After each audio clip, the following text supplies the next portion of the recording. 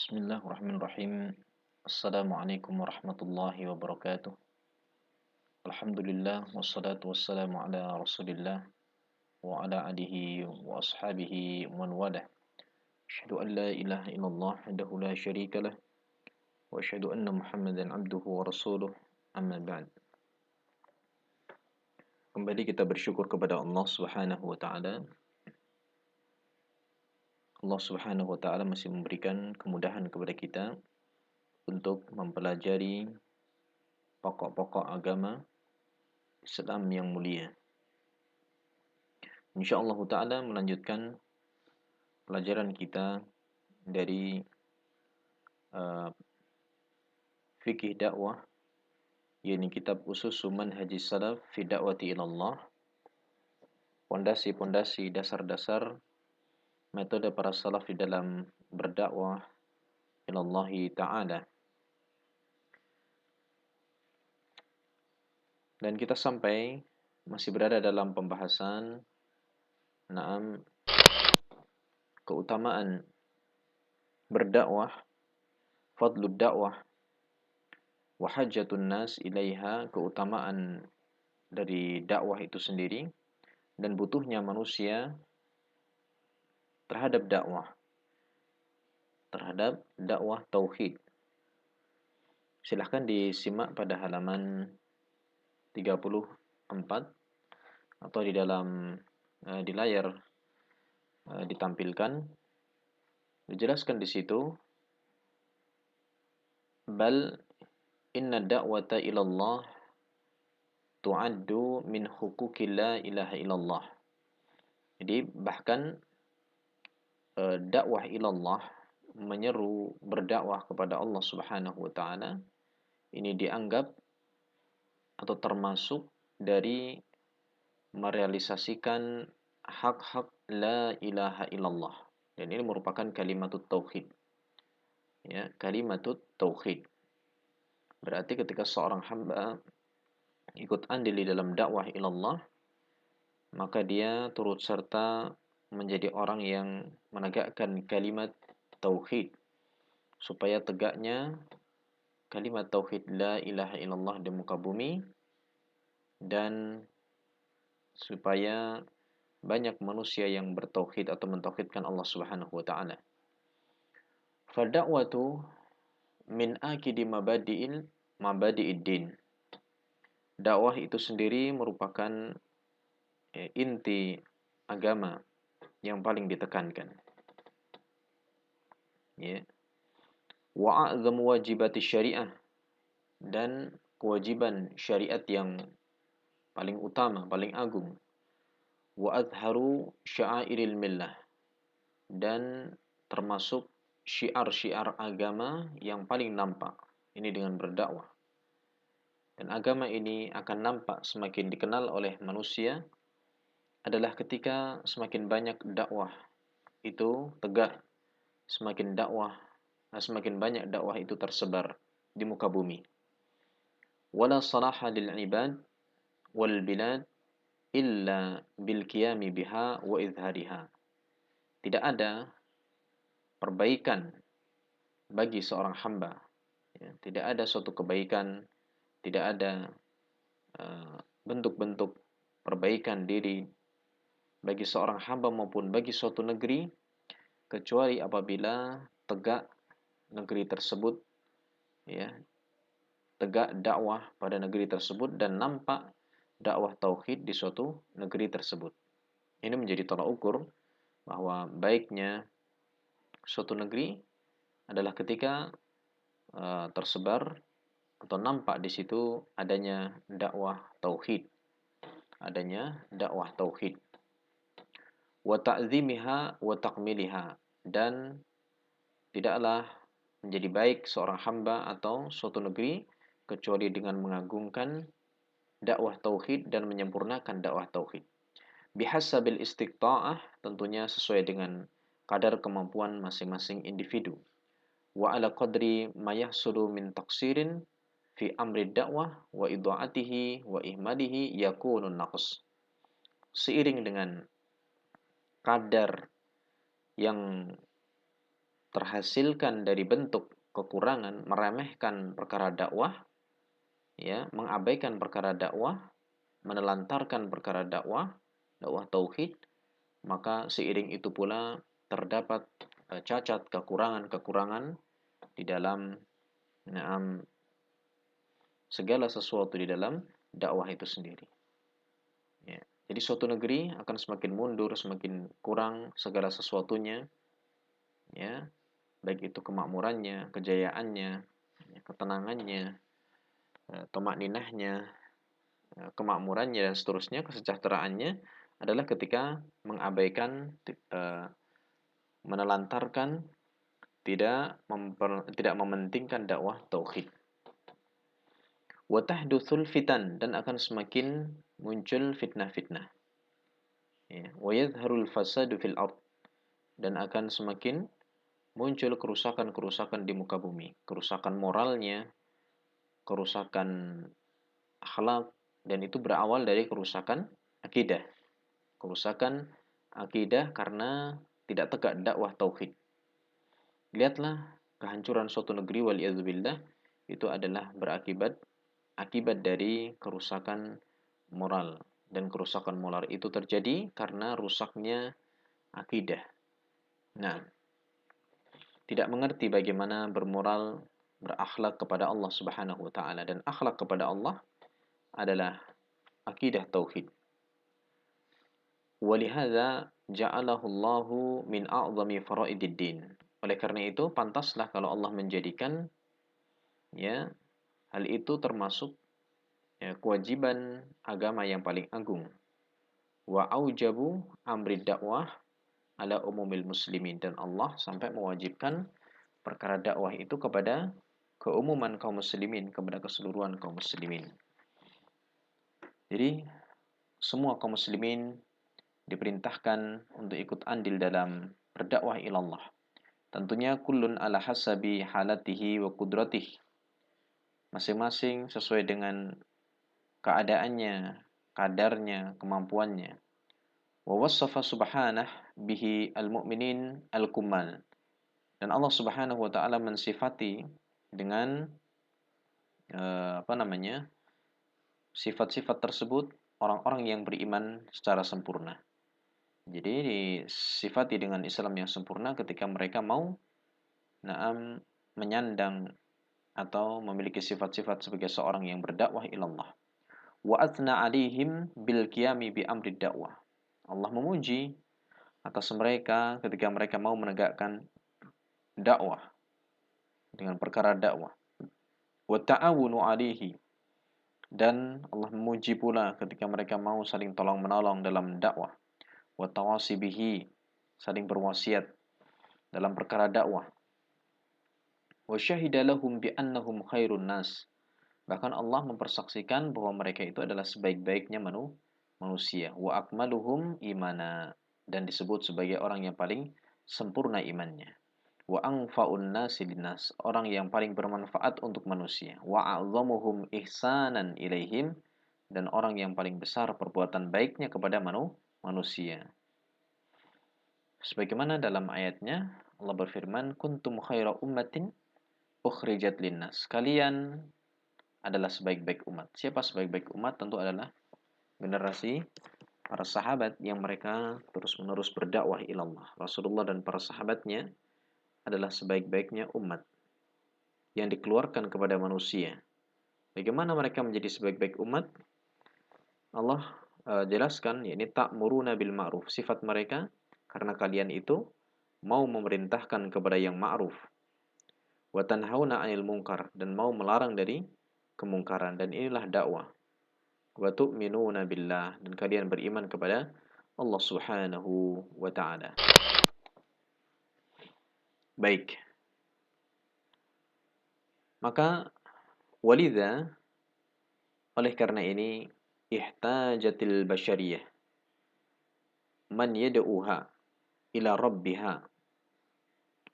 Oleh karena ini, dengan alasan-alasan yang kita sebutkan tadi, manusia atau sifat kemanusiaan itu sangat membutuhkan kepada orang yang menyeru kepada dakwah tauhid tadi, kepada perkara tauhid, yang menyeru mereka kepada Rabbnya, kepada Allah Subhanahu wa taala, mengajak manusia kepada Allah. Manusia sangat butuh kepada orang yang mengajak kepada Allah Subhanahu wa taala. Ya, wa yaquduha ila ma'alim. Ya, ila ma'alimi najatiha, dan yang bisa membimbing manusia kepada apa? Rambu-rambu keselamatan, rambu-rambu keberhasilan, keselamatan. Ya, rambu-rambu keberuntungan. Wasabili hayatiha, dan jalan kehidupannya yang hakiki. Yang jalan kehidupan yang hakiki menuju negeri akhirat, ya. Maka itu butuh bimbingan para dai ilallah, orang-orang yang menyeru kepada jalan Allah Subhanahu wa taala.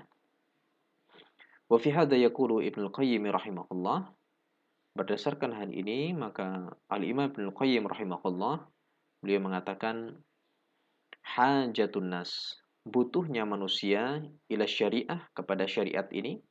Dan siapa yang membawa syariat adalah para nabi dan para rasul, kemudian para sahabat dan orang-orang yang berdakwah setelahnya dari kalangan para ulama.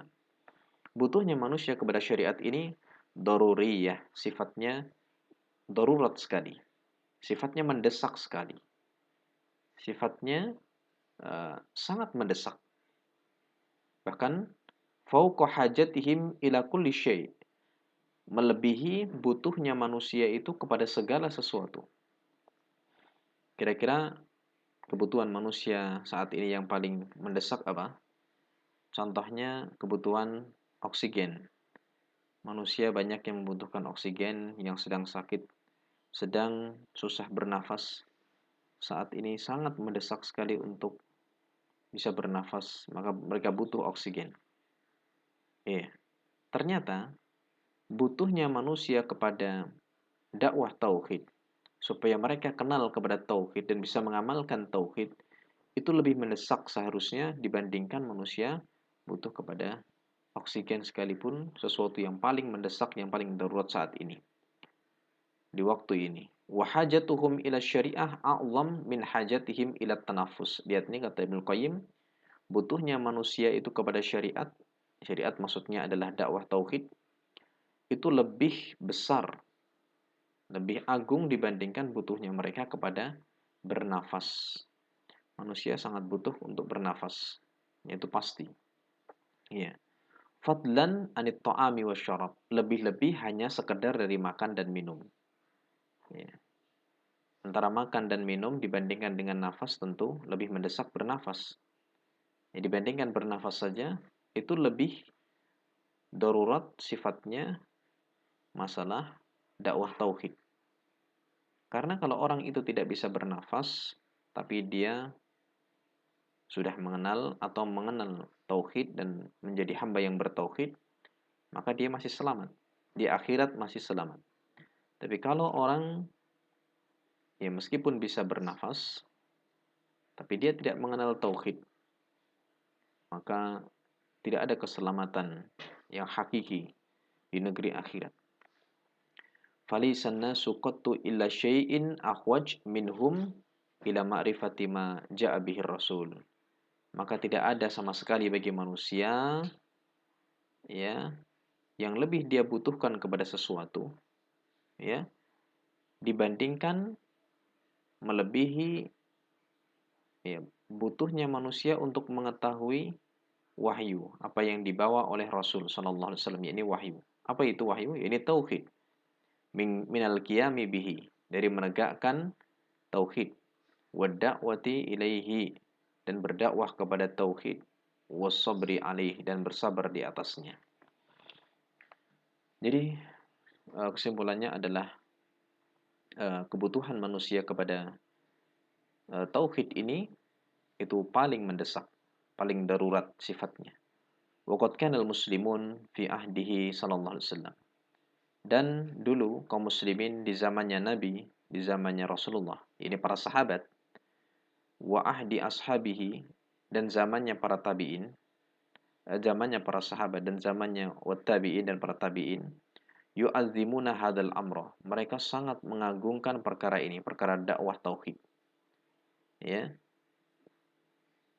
dan mereka menjadi orang yang sukses, selamat, mendapatkan jaminan surga karena mereka mengagungkan perkara tauhid. Mereka menganggap besar perkara tauhid. Maka kesimpulannya bahwa umat ini akan bisa selamat, akan bisa sukses menggapai kebahagiaan yang hakiki adalah ketika umat ini mengagungkan tauhid. Iya. Maka ketika suatu kaum, suatu umat manusia itu tidak lagi mengabaikan atau namanya tidak mengindahkan, tidak memperhatikan perkara tauhid, maka yang terjadi adalah kehancuran. Baik. Wa yakumuna bihi haqqal qiyam. Mereka para sahabat itu benar-benar menegakkan perkara tauhid dengan sebenar-benarnya penegakan. Mereka benar-benar melaksanakan dengan sangat luar biasa.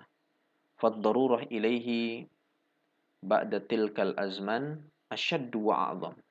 Sebenarnya sifat daruratnya, sifat darurat, kebutuhan kepada tauhid tadi, kepada perkara tauhid, setelah zamannya para nabi dan para rasul, setelah zamannya tabi'in, setelah zamannya para sahabat dan tabi'in itu lebih dahsyat lagi. Seharusnya lebih butuh lagi. Zaman kita, orang itu lebih butuh kepada tauhid. Karena apa?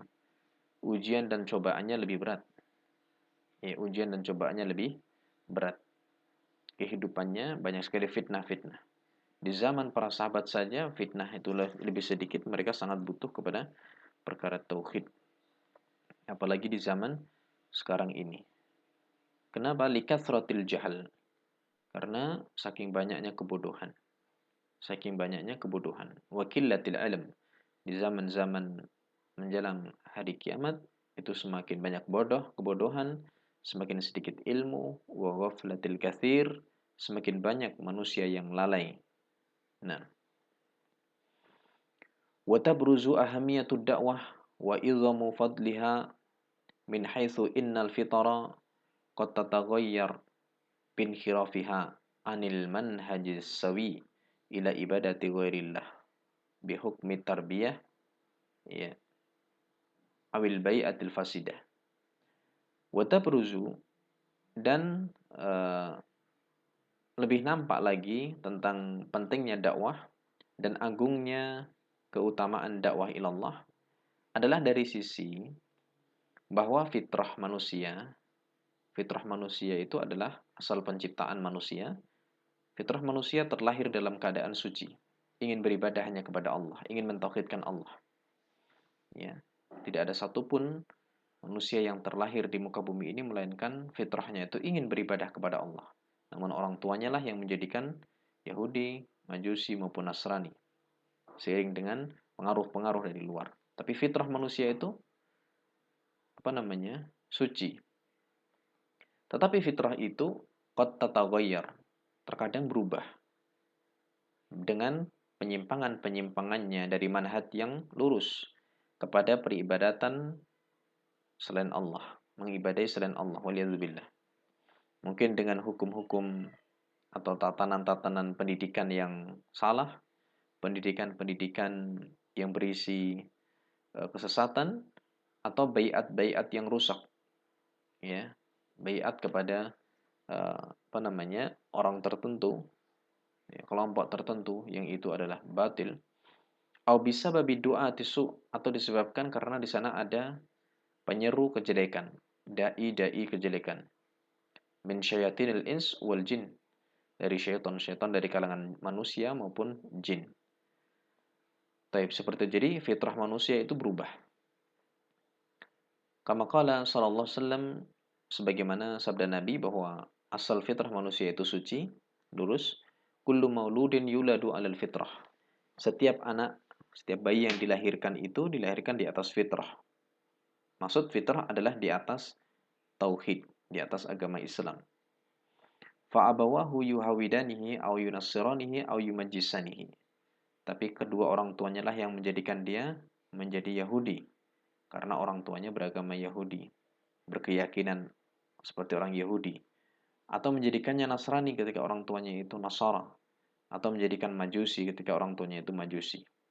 Jadi orang tua memiliki tanggung jawab yang sangat besar terhadap anaknya. Maka dari sini kita juga beruntung bersyukur kepada Allah ketika kita masih dikenalkan dengan Islam yang mulia. Falamma kanat hadhihi al-awamil wal asbab sababan fi dhalalil khalqi. Maka tatkala ya awamil, sebab-sebab, ya sebab-sebab ya, awamil maupun asbab ini sama ya. Tatkala sebab-sebab ini menjadi sebab tersesatnya suatu makhluk, ya, tersesatnya seorang hamba, amarallahu jalla wa ala bidda'wati ilaih. Maka Allah Subhanahu wa taala dengan sifat hikmahnya yang sempurna, Allah perintahkan untuk berdakwah, disyariatkan dakwah ilallah, menyeru kepada tauhid subhanahu. Ya. Untuk apa? Lirraddi syaridin, untuk membantah orang-orang yang menyimpang, mengembalikan orang-orang yang menyimpang. Wa ta'limil jahilin, mengajari orang-orang yang masih bodoh. Minal muslimin, dari kalangan kaum muslimin. Wa tadhkiril ghafilin, memperingatkan orang-orang yang lalai. Akhirnya fa'anzalallahu kutubahu, sampai Allah turunkan kitabnya, wa arsala rusulahu, dan Allah utus para rasulnya, min ajli da'wati ilaih. Itu semua untuk apa? Dalam rangka untuk berdakwah, mensukseskan dakwah ilallah. Masya Allah. Inilah pentingnya dakwah dan sangat butuhnya manusia itu kepada dakwah tauhid. Maka beruntunglah ketika kita menjadi bagian dari orang-orang yang dipilih oleh Allah Subhanahu wa taala di dalam dakwah ilallah. Maka kita harus banyak-banyak bersyukur kepada Allah Subhanahu wa taala. Ya, kita menjadi bagian dari kebaikan. Wa mimma yadduru dzikruh, termasuk perkara yang patut untuk disebutkan. Anna min muqtada qaunihim adba'an lahu sallallahu alaihi wasallam, bahwasannya di antara tuntutan, konsekuensi keberadaan manusia itu menjadi benar-benar menjadi pengikutnya Rasul, menjadi atba'nya, pengikutnya Rasulullah sallallahu alaihi wasallam, adalah ayyad'u ilallah, ketika mereka mau berdakwah kepada Allah, ya, berdakwah ilallah. Bal la tatimmu tilkal mutaba'ah illa bihadza. Bahkan sifat mutaba'ah, sifat menjadi pengikutnya Rasulullah itu tidak sempurna kecuali harus dengan berdakwah, kecuali dengan sifat ini. Walihada ja'a sharihan fi qoulihi ta'ala, oleh karena itu datang secara jelas dalam firman-Nya, Allah berfirman, "Kul hadhihi sabili." Katakanlah wahai Muhammad, inilah jalanku, jalan dakwah. Ad'u ilallah, aku berdakwah kepada Allah, menyeru kepada Allah. Ala basiratin, di atas ilmu. Jadi ini juga bantahan bagi orang-orang yang menggampangkan dakwah tapi apa? Belum punya ilmu, langsung terjun di dunia dakwah. Lihatlah Rasulullah itu menjadi penyeru, menyeru kepada Allah ala basirah, walaysa ala jahal, di atas basirah ilmu, bukan di atas kebodohan.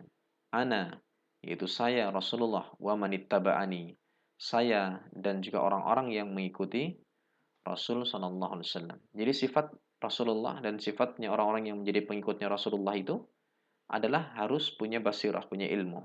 Dan sifatnya juga adalah berdakwah ilallah. Baik. Dua perkara itu tidak bisa dipisahkan. Ilmu, dakwah.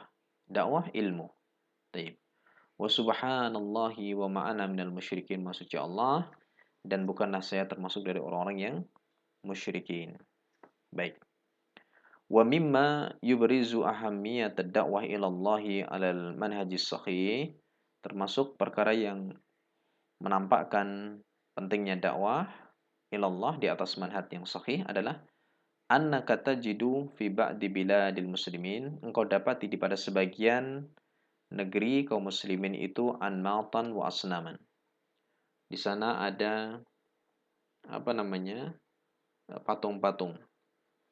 Patung-patung berhala-berhala dan patung-patung. Min hadhihi tukus, dari apa? Acara-acara adat keagamaan, ritual-ritual keagamaan. Sebagian negeri, ya, bahkan itu negeri kaum muslimin, itu ada berhala-berhala, upacara-upacara ritual keagamaan yang itu kesyirikan, allati halat bainan nas wa baina fahmihim, dan itu bisa menjadi penghalang, ya, antara manusia dan pemahaman mereka. Nggak faham-faham tentang akidah. Ya, menghalangi mereka dari pemahaman yang benar lil aqidatis sahihah, dari akidah yang sahihah. Tertutup hatinya, waliyadzubillah.